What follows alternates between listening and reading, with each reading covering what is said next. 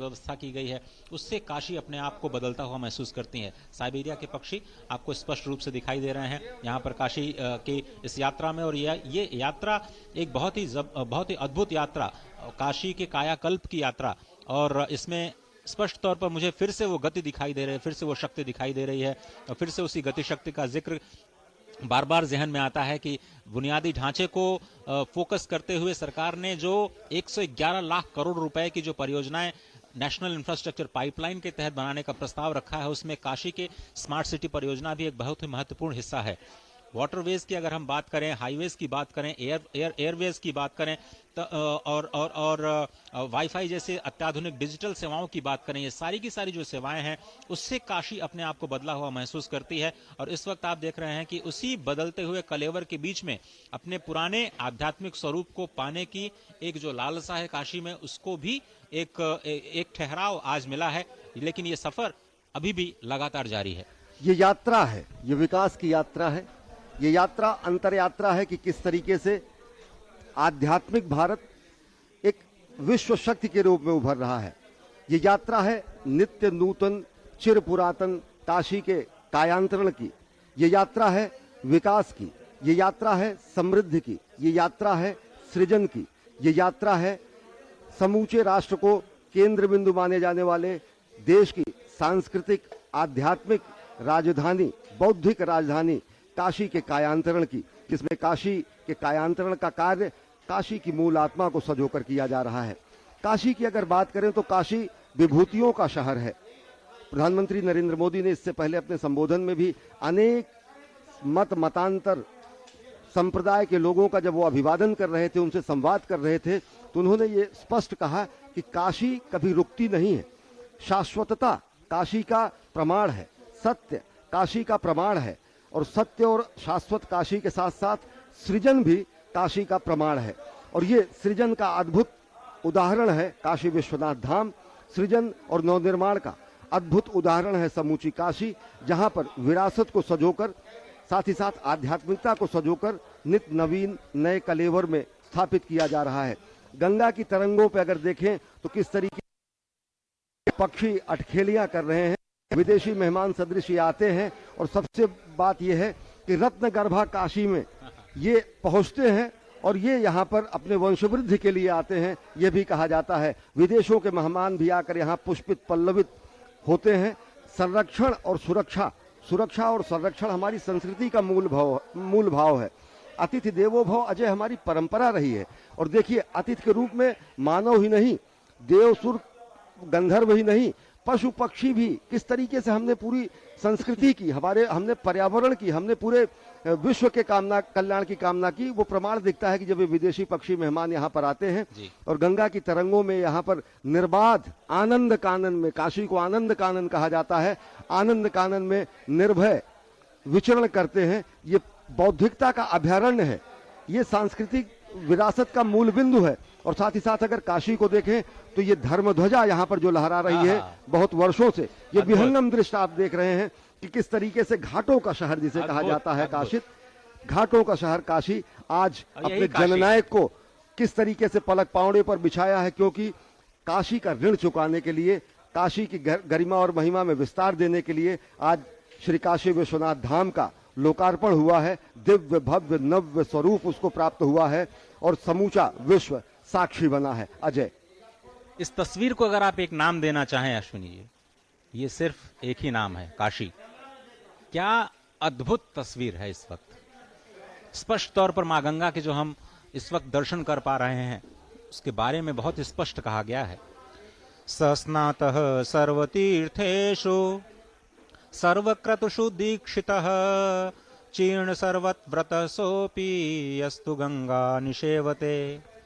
जो सब तीर्थों में नहा चुके हैं, सर्व यज्ञों में दीक्षित हो चुके हैं, दुनिया में जितने भी व्रत होते हैं उन सभी को पूर्ण कर चुके हैं, उसके बराबर का पुण्य केवल आप एक गंगा के सेवन से प्राप्त कर सकते हैं। ये महत्ता है गंगा की। और काशी की गंगा का तो क्या कहना, गंगा का वास ही आपके ब्रह्म ज्ञान का कारण बन सकता है।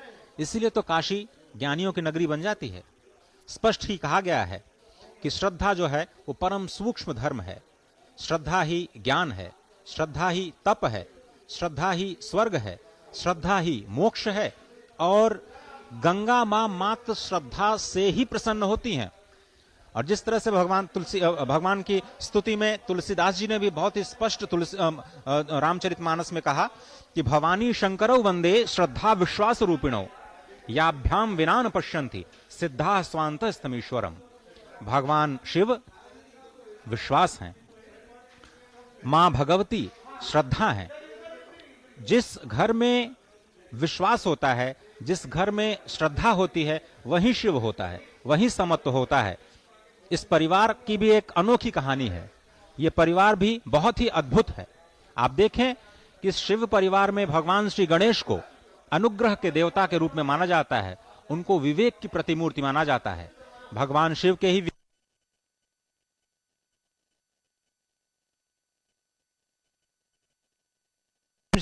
कि जिस परिवार में श्रद्धा के रूप में मां भगवती, विश्वास के रूप में महादेव, विवेक के रूप में भगवान श्री गणेश और पुरुषार्थ के रूप में भगवान श्री स्कंद यानी जो कार्तिकेय हैं उनका निवास हो, तो एक साथ ही इस परिवार में शुभ लाभ और समत्व आ जाता है।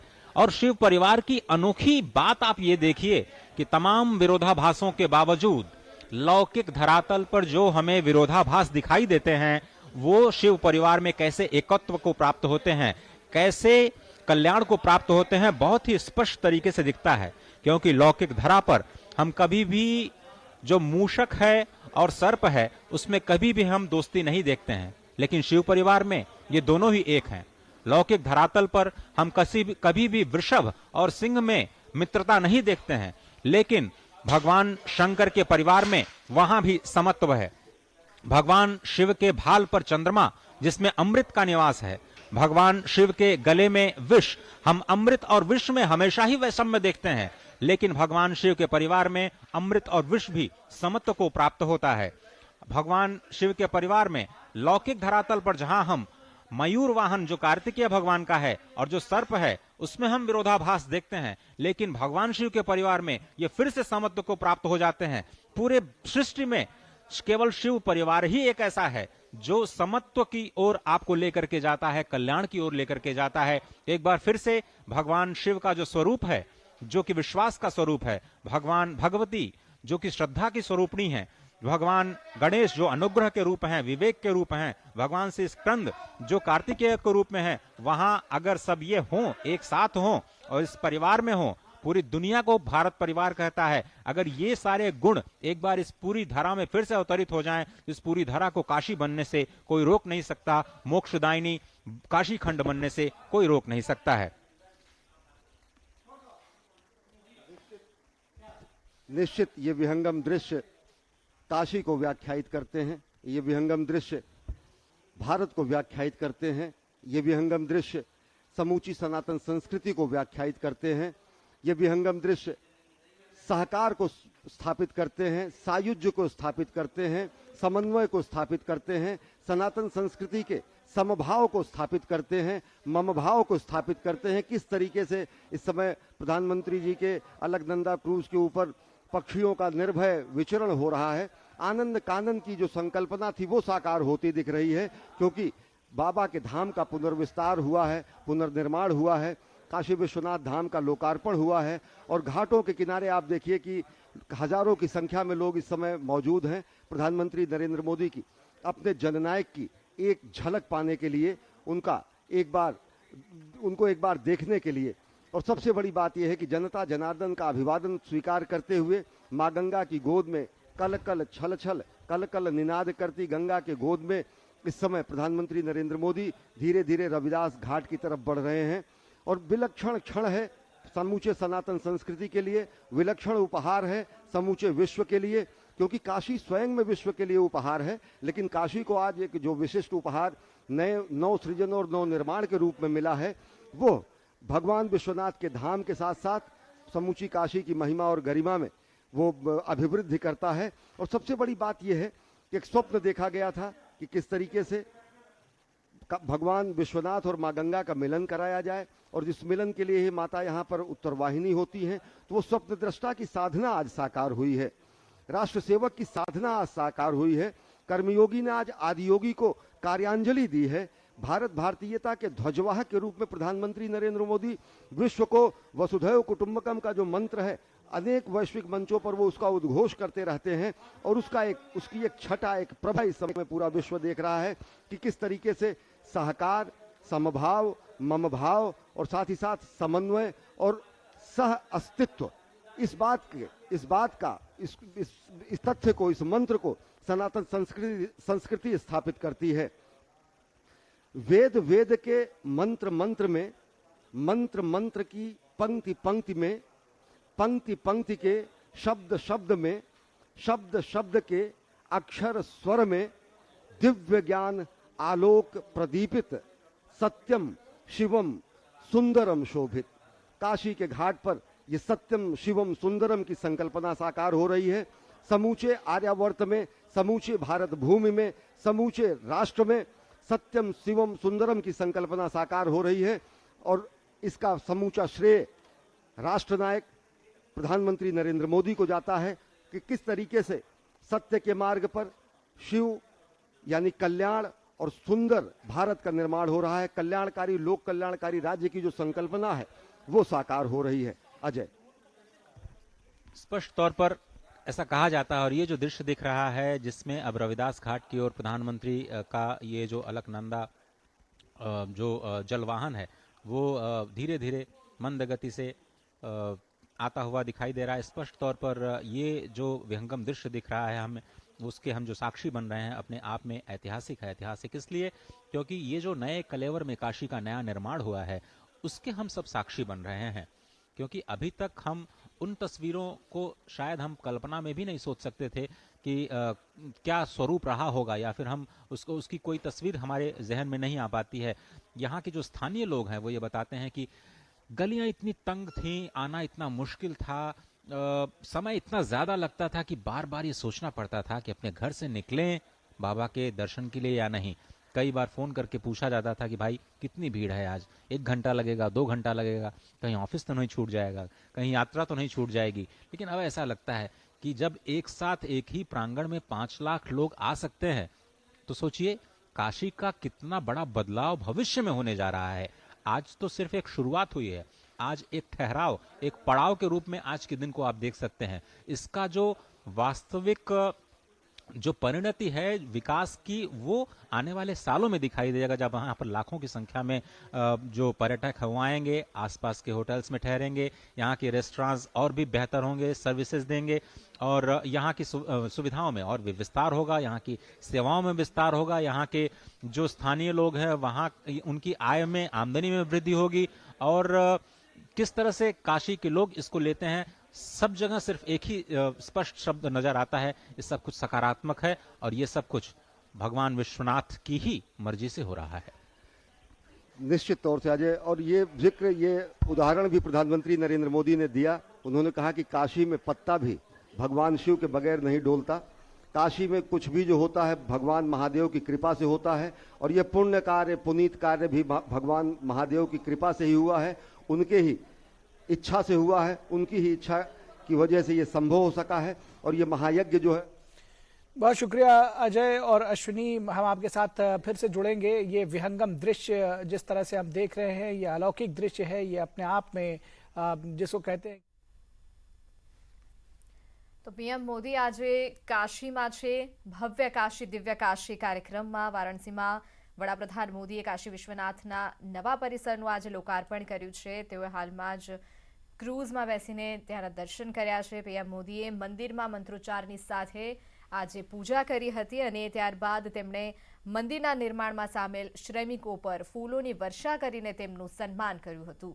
આજે કાશીમાં ભવ્ય મહોત્સવની ઉજવણી થઈ રહી છે, ત્યારે કાશી માટે આજનો દિવસ ખૂબ જ મહત્વનો છે। પીએમ મોદીએ શ્રમિકો પર ફૂલોની વર્ષા કરી, ત્યારબાદ તેમની સાથે બેસીને ફોટો સેશન પણ કર્યું હતું। આજે વારાણસીમાં તેઓ આવ્યા છે અને ક્રૂઝમાં તેઓએ હાલમાં જ સફર કરી।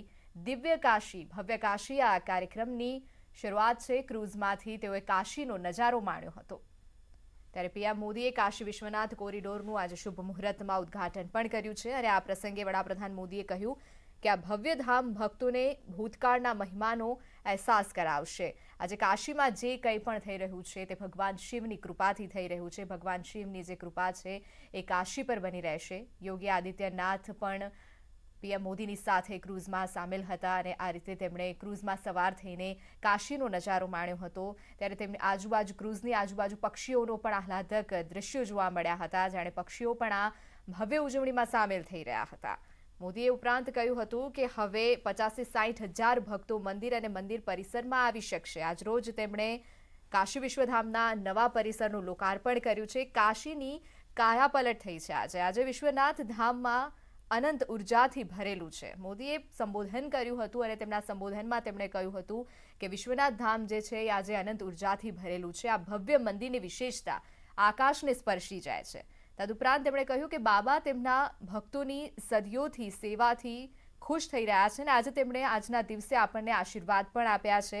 આજે જે કંઈ પણ થઈ રહ્યું છે તે ભગવાન શિવની કૃપાથી જ થઈ રહ્યું છે. કાશીમાં જે કંઈ પણ થાય છે તે ભગવાન શિવની કૃપાથી થાય છે. અને આ પહેલાં તેમણે કહ્યું કે મેં બાબાની સાથે સાથે કાલ ભૈરવજીના દર્શન પણ કર્યા છે. દેશવાસીઓ માટે તેમના આશીર્વાદ લઈને હું અહીં કાશીમાં આવ્યો છું. કાશીમાં કંઈ ખાસ કંઈ નવું હોય તે તેમને પૂછવું જરૂરી હોય છે અને હું પણ કાશીના કોતવાલના ચરણોમાં વંદન કરું છું. આ રીતે તેમણે આજે ભવ્ય ઉત્સવની શરૂઆત કરી છે. તેમણે ક્રૂઝમાં સફર કરી અને કાશીના ભવ્યતાના ક્રૂઝમાંથી તેમણે દર્શન કર્યા. તેમની સાથે યોગી આદિત્યનાથ પણ સામેલ હતા. કાશીનો આહલાદક નજારો તેમણે ક્રૂઝમાં સવાર થઈને માણ્યો હતો. તેમણે ત્યાં હાજર શ્રમિકોની સાથે મુલાકાત પણ કરી હતી અને તેમનું સન્માન કર્યું હતું. તેમણે ફૂલ વર્ષા કરીને તેમનું સન્માન કર્યું. તેમની સાથે ફોટો સેશન પણ કરાવ્યું હતું. આ રીતે દિવ્ય કાશી ભવ્ય કાશી મહોત્સવની શરૂઆત થઈ છે. जननायक प्रधानमंत्री नरेंद्र मोदी और उनके साथ उत्तर प्रदेश के मुख्यमंत्री योगी आदित्यनाथ. अजय, 1200 किलोमीटर से भी अगर आप काशी का स्मरण कर लें, आप जहां से काशी है, काशी से 1200 किलोमीटर, जिसको कहते हैं शत योजन. एक योजन में 4 कोस, एक कोस में 3 किलोमीटर और एक शत योजन, एक योजन में 12 किलोमीटर. इस तरह से अगर आप 1200 किलोमीटर से भी काशी का केवल स्मरण कर लेते हैं तो आपके पाप कट जाते हैं. फिर अगर काशी में आकर के काशी के पुनरुद्धार के लिए काम करना, उसकी तो शास्त्रों में बहुत ही असीम पुण्य का फल बताया गया है. अगर आप यहाँ पे एक छोटा सा मरम्मत का भी कार्य कर देते हैं किसी सांस्कृतिक धरोहर को सहेजने का, तो उसका जो पुण्य है उसको अक्षय कहा गया है. भले ही इस पूरी परियोजना पर 800 करोड़ रुपए का खर्च टैक्स पेयर्स का किया जाना हो, लेकिन उसका अक्षय जो पुण्य है वो समस्त भारतवासियों को प्राप्त होगा, क्योंकि ये निर्माण भारतवासियों ने किया है. स्पष्ट तौर पर प्रधानमंत्री ने यह भी कहा कि इसका यश जो है वो प्रधानमंत्री या मुख्यमंत्री को नहीं जाता है, सरकार को नहीं जाता है, वो भारत की जनता को जाता है. और इसीलिए भारत के जन जन में प्रधानमंत्री और मुख्यमंत्री योगी की ये जो धारणा है, ये जो संकल्प है, वो एकाकार होती है. और किस तरह से आप देख रहे हैं कि ये जो विचार विमर्श है लोगों के साथ संवाद का, लोगों के साथ इंटरेक्शन का, और घाटों पर लगातार लोग दोनों ही नेताओं को देखने के लिए, उनके दर्शन के लिए इस वक्त खड़े हैं और बहुत ही मुस्कुरा करके अभिवादन स्वीकार करते हुए, ये जानते हुए कि वाकई में प्रधानमंत्री मोदी को काशी बहुत चाहती है और ये जो प्रेम है काशी का उनके प्रति, जब भी काशी आते मुझे लगता है 30 से ज्यादा बार यहाँ का दौरा कर चुके हैं. निश्चित तौर से, और काशी से विशिष्ट अनुराग भी रहा है. यहाँ से प्रतिनिधि बनने के पूर्व भी उनका काशी का प्रवास और साथ ही साथ काशी से जुड़ाव ये भी विशिष्ट रहा है. और सबसे विशिष्ट तो ये रहा कि उन्होंने सेवा करने के लिए, प्रतिनिधि बनने के लिए बाबा का धाम ही उन्होंने चुना. पूरे देश में सबसे ज्यादा अगर उन्होंने सबसे प्रिय स्थान उनको लगा तो उन्होंने यहाँ की सेवा करने के लिए चुना. राष्ट्र की सेवा कर रहे हैं, राष्ट्र का निर्माण कर रहे हैं, राष्ट्र निर्माण के लिए अहर्निश महायज्ञ जारी है. लेकिन प्रतिनिधि और सेवा करने का जब चुनाव की बात आई, जब ये स्थिति आई तो उन्होंने काशी को चुना. तो काशी से विशिष्ट लगाव और काशी से विशिष्ट अनुराग, काशी से विशिष्ट स्नेह, और काशी वासियों का भी अपने प्रधान सेवक के लिए, अपने सेवक के लिए विशिष्ट अनुराग, स्नेह, और उसी स्नेह और अनुराग का सूद समेत भुगतान. अगर देखें तो प्रेम का, अनुराग का कोई भुगतान नहीं होता, लेकिन वो विकास कार्यों के रूप में, वो यहाँ की महत्वाकांक्षी परियोजनाओं के रूप में, वो यहाँ के दिव्य भव्य स्वरूप को और ज्यादा विस्तृत करने के रूप में, वो यहाँ की महिमा और गरिमा को में और ज्यादा अभिवृद्धि करने के लिए वो सतत प्रयास जो है इस कालखंड में 2014 के बाद शुरू हुआ है। और देखिए गंगा जल कितना निर्मल है। नमामि गंगे अभियान जैसे जो शुरू किए गए, ये निर्मलता, ये अविरलता गंगा की बनाए रखने के लिए है। और गंगा केवल नदी नहीं है, गंगा तो हमारी सांस्कृतिक जीवन रेखा है, गंगा हमारी आर्थिक जीवन रेखा है, गंगा हमारे सनातन संस्कृति के संपूर्ण भारत को पूरे एक सूत्र में पिरोने वाली गंगा एक ऐसी रेखा है जो कि जीवनदायिनी है, जो कि मोक्षदायिनी है। तो योगी आदित्यनाथની સાથે પીએમ મોદીએ ક્રૂઝની સવારી કરી અને ક્રૂઝમાંથી નજારો માણ્યો કાશીમાં બધું જ મહાદેવની કૃપાથી થાય છે તેવું મોદીએ કહ્યું।